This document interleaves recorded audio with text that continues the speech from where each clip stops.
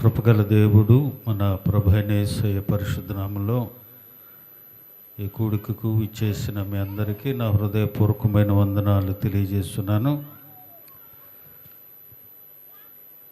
పరిశుద్ధ గ్రంథము నుండి ప్రసంగి గ్రంథము 4వ అధ్యాయము 2వ వచనాన్ని చదువుకుందాం. ప్రసంగి గ్రంథము 4వ అధ్యాయము 2వ వచనం. కాబట్టి ఇంకను బ్రతుకుచున్న వారి కంటే ఇంతకుముందు కాలము చేసిన వారే ధన్యులనుకుంటుని. చిన్న ప్రార్థన చేద్దాం. సర్వశక్తిమంతుడా, మీకు వందనాలు నాయన. ఇదిగో నా తండ్రి, ఈ ఆదరణ కూడికలో మీరుండి మమ్మల్ని నడిపిస్తున్నందుకు స్తోత్రాలు. మా తల్లిగారు కొదమల దైవాధ్యానం గారు మీ సన్నిధికి చేరి నాయన 2013 సంవత్సరం ఈ జూలై 31వ తారీఖు మీ సన్నిధికి చేరి ఉన్నారు నాయన. ప్రభా 14 సంవత్సరములు నీ సన్నిధిలో ఉన్నది నా తండ్రి. 11 సంవత్సరములు విడిచి వెళ్ళిన కుటుంబంగా మేము అందరం కలిసి ఈ ఆదరణ కూడికను ఏర్పాటు చేసుకున్నాం. కూడి వచ్చిన బిడ్డలందరినీ దీవించండి. చదవబడిన లేఖన భాగంలోని సత్యాలను మాకు బయలుపరిచి నీ కృపలో మమ్మల్ని ఆదరించి మహిం పొందమని మా ప్రభు అయిన యేసయ్య పరిశుద్ధ నామమున అడుగుచున్నాను తండ్రి, ఆమేన్. ప్రియమైన దేవుని బిడ్డలారా, చదవబడిన లేఖన భాగంలో కాబట్టి ఇంకనూ బ్రతుకుచున్న వారి కంటే ఇంతకుముందు కాలం చేసిన వారే, ఇంకా బ్రతికున్న వారి కంటే చనిపోయిన వారే ధన్యులట. దేవుని వాక్యము అంటా ఉంది,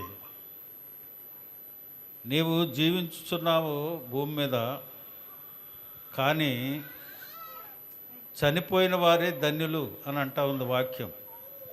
భూమి మీద నరుల యొక్క జీవితాన్ని పరిశుద్ధ గ్రంథము చాలా తేటగా సెలుస్తుంది. మనం అనుకుంటాము ఏదేదో సంపాదించుకొని భూమి మీద శాశ్వతంగా ఉంటాము అనుకొని దెబ్బలాడుకుంటుంటాం. దేవుని వాక్యం అంటా ఉంది, భూమి మీద నరుని యొక్క జీవితం యుద్ధ దినముల వంటిది, ఒక కూలి వంటిది అని అంటుంది వాక్యం. అలాగనే అడవి పువ్వు వంటిది, నీటి మీద ఆవిరి వంటిది, గడ్డి వంటిది, త్రాసు మీద ధూళి వంటిది, పరుగుత్తు అనే దినముల వంటిది, చేద నుండి జారు బిందువు వంటిది, పొగ ఎగిరిపోయినట్లు ఎగిరిపోద్ది, నేతగాని వడి వంటిది, నాడి వంటిది,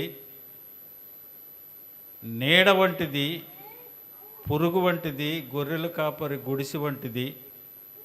అంతేకాకుండా మనమందరము చనిపోదుము, కానీ నేల మీద నుండి ఒలికిన మీదట ఎత్తలేని నీటి వంటిది అని అంటాడు. హల్లెలూయా.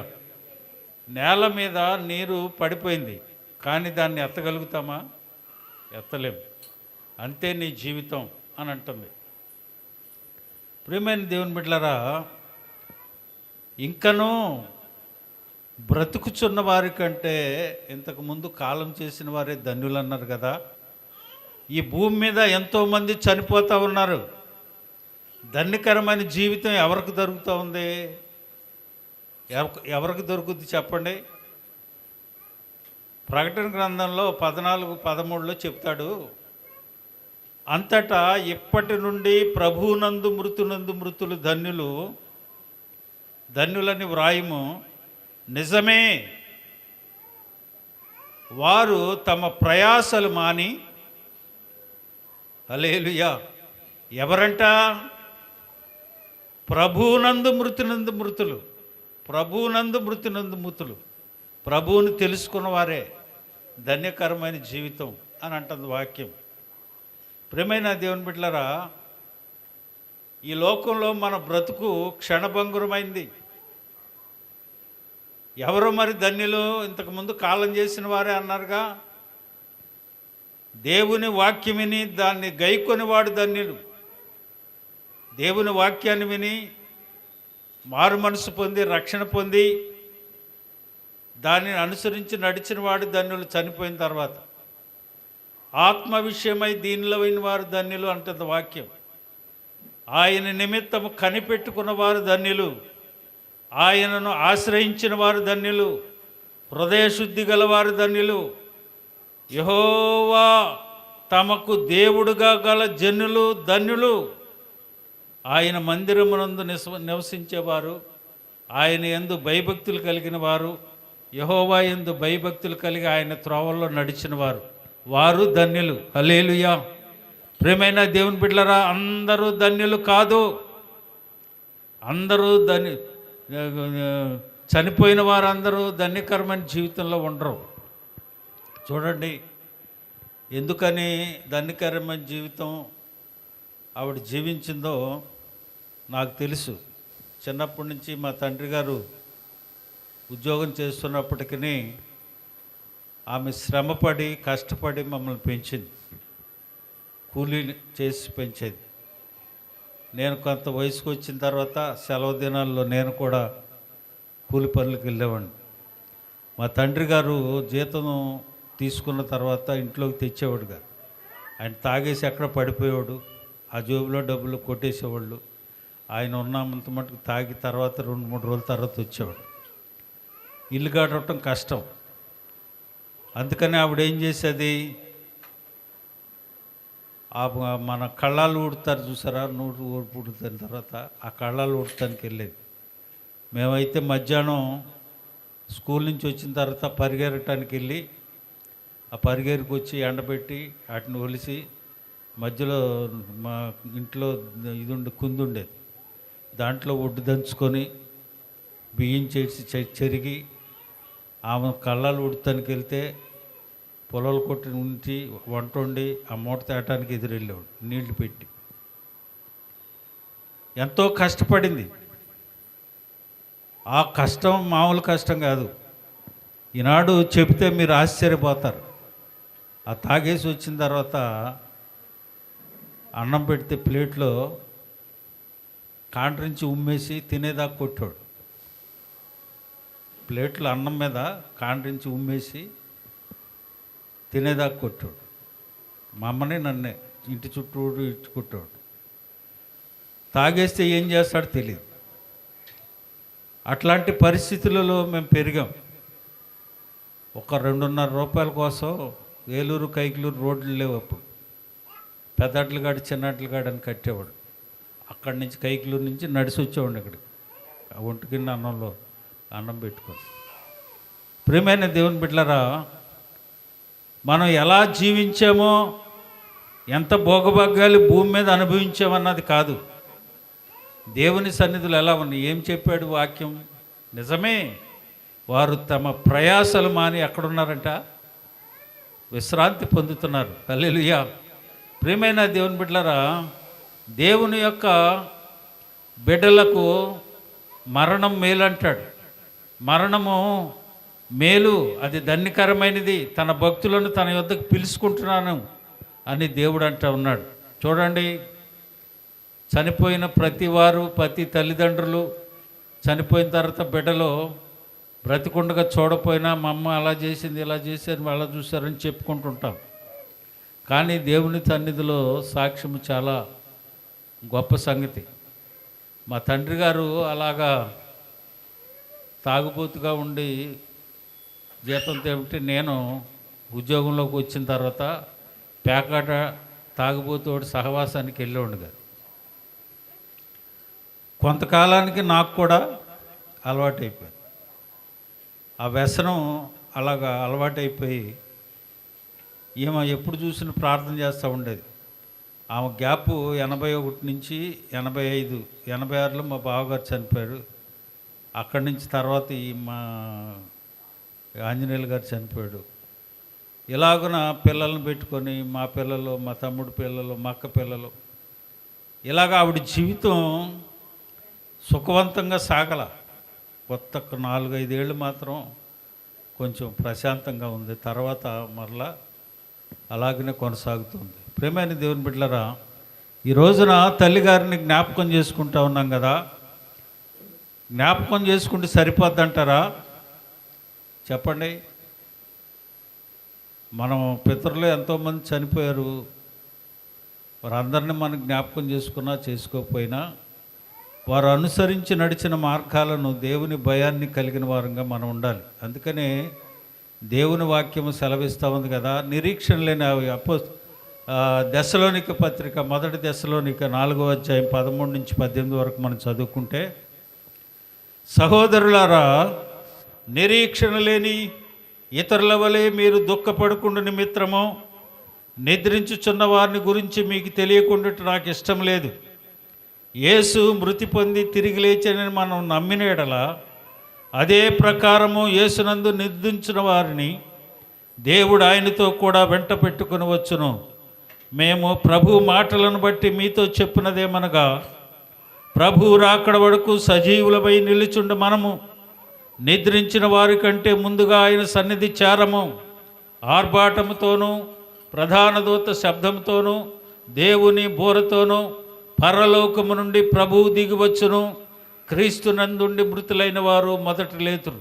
ఆ మీదట సజీవులమై నిలిచిండు మనము వారితో కూడా ఏకముగా ప్రభువుని ఎదుర్కొటకు ఆకాశ మండలముకు మేడమండలముల మీద కొనిపోబడదుము. కాగా మనము సదాకాలము ప్రభువుతో కూడా ఉందుము. కాబట్టి మీరు ఈ మాటల చేత ఒకరినొకరు ఆదరించుకొనుడి. హల్లెలూయా.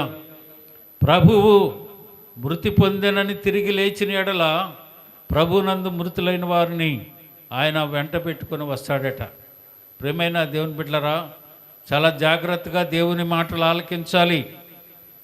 మనం అనుకుంటుంటాం ఈ లోకంలో నన్ను చాలా జాగ్రత్తగా చూసుకుంటున్నారు, చాలా అసలు నేను లేనిదే కుటుంబం నడవదు, నా మీదే సాగిపోతుంది అని మీరు అనుకుంటూ ఉన్నారేమో. చూడండి, అయినా నా భర్త చాలా దేవుడండి, నా భార్య దేవత అండి, నా పిల్లలకు మించిన వాళ్ళు లేరండి, చాలా ఇదిగా చూసుకుంటారండి అన్నాడు.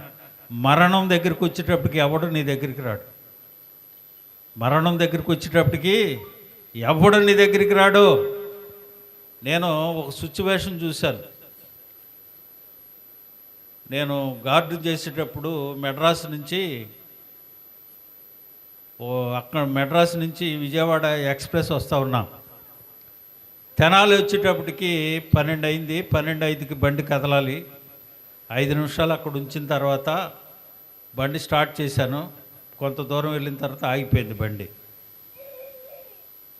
ఎందుకు ఆగిందని స్టేషన్లో వాకీటాకీలో పోర్టర్ని పిలిచి, కొంచెం చూడు బాబు ఏమైందంటే, కుర్రాడేళ్ళు చూసేటప్పటికి ఒక ఆడ మనిషి రన్ అవ్వరండి, బండి కింద పడిపోయి కట్ అయిపోయింది, కొంచెం వచ్చి చూడండి సార్ అన్నాడు. సరే, నేను దిగెళ్ళేటప్పటికి ఒక 15 మంది కుటుంబ సభ్యులు అంతా, వీళ్ళందరూ కలిసి యాత్రా స్థలాలు దర్శించుకొని వస్తున్నారు. ఇంటికి బయలుదేరి వెళ్తున్నారు. వీళ్ళు రాజమండ్రి వీళ్ళది. వీళ్ళు బండి 5 నిమిషాలు ఆగింది కదా, దిగి నీళ్ళు అవి తెచ్చుకుంటానికి తినడానికి దిగారు. ఎక్కేటప్పుడు ఆ రాడ్డు జారిపోయి కిందకి వెళ్ళిపోయింది, లోపలికి వెళ్ళిపోయి కట్ అయిపోయింది. ఇక్కడి నుంచి ఈ పార్ట్ ఏమో గోడకి ఇట్లాగా ప్లాట్ఫారానికి ఆనుకొని ఉంది. ఇక్కడి నుంచి ఈ పార్ట్ ఏమో మధ్య 2 రైళ్ళ మధ్యలో పడిపోయింది, కట్ అయిపోయింది. వీళ్ళందరూ ఫ్యామిలీయే, అంతా భర్త ఉన్నాడు, కొడుకులు ఉన్నారు, కోడళ్ళు ఉన్నారు, కూతుర్లు ఉన్నారు, అల్లుళ్ళు ఉన్నారు, మనవాళ్ళు మనవరాళ్ళు, వీళ్ళంతా ఉన్నారు. కిందకి దిగి చెప్పి, ఎవరయ్యా అంటే నా భార్య, ఎవరో కొడుకు, ఎవరో అల్లుడిని, కొడుకు కూతుర్లు, కొంచెం ఆమెను ఇట్లా ఆగండి, మేము వెళ్ళిపోతాం ఆ బాడీని అని అంటే ఒక్కళ్ళు ముట్టుకోలే. ఎవరో ఇంట్లో కుటుంబ సభ్యులు ఆ బాడీని ఒక్కళ్ళు ముట్టుకోలేదు. మరి అందరు ఎవరో అయ్యో నా దేవత అని ఎడుతున్నాడు. ఇంట్లో కూతుర్లు కొడుకులేమో మా అమ్మ మా తల్లి ఆమె లేకపోతే మా కుటుంబం లేదని ఏడుస్తున్నారు, కానీ ఎవరు టచ్ చేయట్లా. మనుషుని యొక్క జీవితం అంతే. నువ్వు బ్రతికున్న ఊపిరున్నంత మటుకే. మనం కానీ పోయామనుకో, చేతులు ముక్కులు కాళ్ళు చూస్తారు. ఎందుకని? చేతికున్న ఉంగరమో కాళ్ళకున్న పట్టీలో మెళ్ళున్న తాడో తీసుకుంటారు తప్ప నీ బాడీని టచ్ చేయరాళ్ళు. మన జీవితం మన బ్రతికంతే. ప్రియమైన దేవుని బిడ్డలారా, చాలా జాగ్రత్తగా మనం కొనసాగాలి. అప్పటి వరకు అసలు ఆమె లేనిదండి, నా బ్రతుకు లేదండి, నా జీవితం, నా లైఫ్, నా ఇంటి దేవత అంటాడా లేదా? అసలు కుటుంబం ఆయన లేకపోతే లేదండి, అసలు ఒంటి కాళ్ళ మీద ఒంటి చేతి మీద కుటుంబాన్ని నడిపిస్తున్నాడు అని అంటాడు. చచ్చిపోయిన తర్వాత దగ్గరికి వెళ్ళటానికి భయం. అక్కడ దాకెందుకు, తీసుకెళ్ళి పాతేసి వచ్చిన తర్వాత ఇంట్లో వాళ్ళు బయటకు కూడా రారు. మనమే ఎవరో, మనం భర్తో భార్యో తాతో తండ్రో లేకపోతే ఎవడో అవుతాడు కదా యజమానుడు యజమానురాలో, బయటకన్నా వస్తానికి భయపడతాం కదా. ఎందుకని? భయం, మరణ భయం. అందుకని దేవుని వాక్యం అంటుంది, మరణ భయము చేత దాస్యమునకు లోబడిన వారిని విడిపించడానికి ఆయన కూడా రక్తమాంసములలో పాలివాడాయను. హల్లెలూయా. నీలో ఉన్న మరణ భయాన్ని పాడు చేయటానికి, నీలో ఉన్న మరణ భయాన్ని తీసివేయటానికి, దుష్టుడిని తరిమివేయటానికి, దానికి లొంగకుండా నువ్వు ఉండటానికి, నా యందు విశ్వాసం ఉంచిన వాడు చనిపోయినా బ్రతుకుతాడని దేవుని వాక్యం అంటా ఉంది. ప్రియమైన దేవుని బిడ్డలారా, ఈ జీవితం భూమి మీద ఉన్నంతకాలము దేవుని భయములోనూ ఉండాలి. యెహోవా యందు భయభక్తులు కలిగి ఆయన త్రోవలందు నడుచు వారందరూ ధన్యులు. నిజమే, వారు తమ ప్రయాసలు మాని విశ్రాంతి పొందుతారు. భూమి మీద పుట్టిన దగ్గర నుంచి చనిపోయేదాకా మన ప్రయాస ప్రయాస ప్రయాస. క్రైస్తవుడు ఒక నిరీక్షణ కలిగి ఉండాలి. అందుకని అపోస్తలుడైన పౌలు దెస్సలోనికీయులకు రాసి చెప్తున్నాడు, నిరీక్షణ లేని ఇతరుల వల్లే మీరు ఉండొద్దు. చావైనా రొమ్ము విరుచుకొని వెళ్ళండి, దేవుని కోసం ప్రయాసపడండి, నిరీక్షణ కలిగి ఉండండి. ప్రభు వస్తాడో, నేను చనిపోయినా బతికున్నాడు కంటే నేను ముందు వెళ్ళి ఆయన దగ్గర ఉంటాను. హల్లెలూయా. ఆ నిరీక్షణ కావాలి. అపోస్తలుడైన పౌలు చెప్పినట్లు. తర్వాత చూడండి, ఏబంటాడు, ఏబు గ్రంథము 19:25-27 వరకు మనం చదువుకుంటే, అయితే నా విమోచకుడు సజీవుడనియు తరువాత ఆయన భూమి మీద నిలుచుననియు నేను ఎరుగుదును. ఇలాగున నా చర్మము చీకిపోయిన తరువాత శరీరముతో నేను దేవుని చూచెదను. నా మట్టుకు నేనే చూచెదను, మరెవరూ కాదు, నేనే నా కన్నులారా ఆయన చూచెదను. హల్లెలూయా. ఆ నిరీక్షణ కావాలండి. బ్రతికుండగా ఆయన దగ్గర ఉండను, చనిపోతే ఆయన దగ్గర ఉంటా. ఈ చర్మం ఇలా చీకిపోయినా నా నిరీక్షణ ఆయన కోసమే. నాకు తెలుసు నా విమోచకుడు సజీవుడని, ఆయన భూమి మీద నిలుస్తాడని నాకు తెలుసు. ఈ చర్మం చీకిపోయినా నేను ఆయన వచ్చినప్పుడు సజీవుడిని చూసి నా ఆశను తీర్చుకుంటాను అని అంటాడు. కీర్తనాకారుడైతే దావీదు గారు అయితే ఏమంటాడు తెలుసా? నేనైతే నీతి గలవాడనై నీ ముఖదర్శనము చేసేదను, నేను మేల్కొనినప్పుడు నీ స్వరూప దర్శనముతో నా ఆశను తీర్చుకుందును. హల్లెలూయా. ప్రియమైన దేవుని బిడ్డలారా, నీ ఆశ, నీ నిరీక్షణ, నీ కోరిక అంతా యేసయ్య రాకడ కోసమే. ఆ నిరీక్షణ ప్రతి క్రైస్తవుడు కలిగి ఉండాలి. కాకపోతే మనోళ్ళు ఏం చేస్తారంటే, బతికొండగా గుప్పుడు మెతుకులు పెట్టం, వాళ్ళని చూడం. చనిపోయిన తర్వాత మాత్రం చీరలు పంచుతాం, పంచభక్ష పర్వాణాలు పెడతాం, అందరిని పిలిచి 1000 మందిని ఆదరణ కూడికలో లేకపోతే సంతాప సభలో పెట్టి ఇవన్నీ పెడతా ఉంటాం. అది కాదు కావాల్సింది. వాళ్ళ ఆత్మ శాంతించాలంటే, ధనవంతుడు లాజరు స్టోరీ మనకు తెలుసుగా. ధనవంతుడు చనిపోయాడు, లాజరు చనిపోయాడు. లాజరేమో తండ్రి రొమ్మున ఆనుకున్నాడు, అబ్రహాం రొమ్మున. ఈయనేమో పాతాళంలో నరకయాతన అనుభవిస్తూ ఉన్నాడు. అనుభవించేవాడు ఏం చెప్పాడు తెలుసా మీకు? ఎప్పుడన్నా ఆలోచించారా? ఆయనతో అంటాడు, ఇలాంటి పరిస్థితి ఇక్కడ ఉంటుందని నాకు తెలీదు. నా వెనకాల నా బెదర్స్ ఉన్నారు, వాళ్ళు కూడా నేను నడిచినట్టే తిన్నారు, తాగారు, సుఖిస్తూ ఉన్నారు. ఒక్కసారి లాజర్ను పంపించి ఇక్కడ ఇలా పరిస్థితి ఉందయ్యా అని చెబితే వారు కూడా మారు మనసు పొందుతారు, ఇక్కడికి రాకుండా అని చెప్తాడు. ఆయన అంటాడు, అక్కడ మోషేను వీళ్ళు ఉన్నారు అబ్బాయి, ప్రవక్తలు ఉన్నారు, వాక్యం చెప్తున్నారు, వాటిని వింటే వాళ్ళు వచ్చేస్తారు. వారు వినకుండా మృతుల్లో నుండి ఒకడు వెళ్ళి ఆయన చెప్పినా కానీ నమ్మరయ్యాళ్ళు అని అంటాడు. ప్రేమైన దేవుని బిడ్డలారా, అలాగనే మన పితరులు, మన ఆత్మీయులు ఏం చేస్తుంటారు? అయ్యో నా కోళ్ళు, నా కూతురు, నా అల్లుడు, నా భర్త మారలేదండి, మారాలి అని కోరుకుంటుంటాడు. నువ్వు మారు మనసు పొంది దేవుని భయం కలిగి ఉంటే వాళ్ళ ఆత్మలు ఏముంటాయి? శాంతికరంగా ఉంటాయి. మనం చేయవలసిందేంటి? నువ్వేమి చేయవసరం లేదు, నీ కుటుంబాన్ని దేవుని భయములో పెంచితే చాలు. హల్లెలూయా. తర్వాత ఆయన అంటాడు, యెషయా గ్రంథం 26వ అధ్యాయం 19వ వచనం చూసినట్లయితే, మృతులైన నీ వారు బ్రతుకుదురు, మృతులైన నీ వారు బ్రతుకుదురు, వారి శరీరములు సజీవములగును. మంటిలో పడి ఉన్న వారులారా మేల్కొని ఉత్సహించుడి.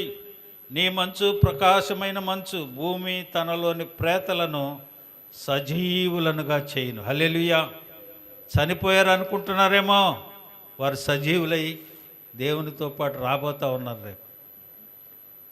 అలాగనే దానియేలు గారు కూడా చెప్తాడు, దానియేలు గ్రంథం 12:2లో, మరియు సమాధులలో నిద్రించు అనేకులు మేల్కొనెదరు, కొందరు నిత్యజీవం అనుభవించుటకును, కొందరు నిందల పాలగుటకును, నిత్యముగా హేయులగుటకును మేల్కొనెదరు. మేల్కొంటారు సమాధులు నిద్రించిన వారు, వారు నిత్యజీవాన్ని అనుభవించటానికి, కొందరు నిందల పాలగటానికి వారు లేస్తారు అని దేవుని వాక్యం చెప్తా ఉంది. అందుకనే ఆయన అంటాడు కదా, అపోస్తలుడైన పౌలు ఫిలిప్పీ సంఘానికి రాస్తూ 1వ అధ్యాయం 21వ వచనంలో, బ్రతుకుట క్రీస్తే, చావైతే లాభము అని అంటాడు. క్రైస్తవునికి ఉండవలసింది అది. బ్రతుకుతే క్రీస్తు కోసం, చావైతే నాకు లాభం. బ్రతికితే దేవునికి నేను దూరంగా ఉన్నా, అదే చనిపోతే ఆయన దగ్గర ఉంటా. హల్లెలూయా. ప్రియమైన దేవుని బిడ్డలారా, నేను వెడలిపోయి క్రీస్తుతో కూడా ఉండవలన ఆశ నాకున్నది అని అంటాడు. నేను వెళ్ళిపోయి ఆయన దగ్గర ఉండాలని ఆశ ఉంది అని అంటాడు.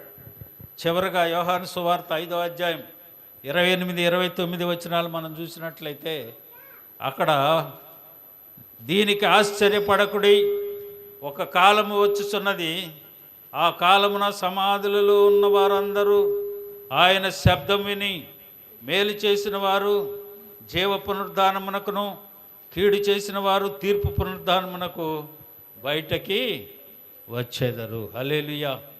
ప్రేమైన దేవుని బిడ్డలారా, ఈ దినం దేవుని వాక్యాన్ని వింటున్న మనం చాలా జాగ్రత్తగా దేవుని వాక్యాన్ని నేర్చుకోవాలి. తల్లిగారు విడిచి వెళ్ళిన భక్తి జీవితాన్ని అలవర్చుకొని భక్తిలో మనము మన కుటుంబాలు ఉన్నట్లయితే, ఆవిడయ్యా నా మనవడు, నా మనవడాలు, లేదా నా కొడుకు, నా కోడళ్ళు అందరూ రక్షణ పొందారు, మారు మనసు పొందుతున్నారు అని ఆవిడ సంతోషిస్తూ ఉంటుంది. కనుక మనమందరం ఏం చేయాలి? ఇప్పుడు దేవుని భయం కలిగి దేవునిలో కొనసాగాలని.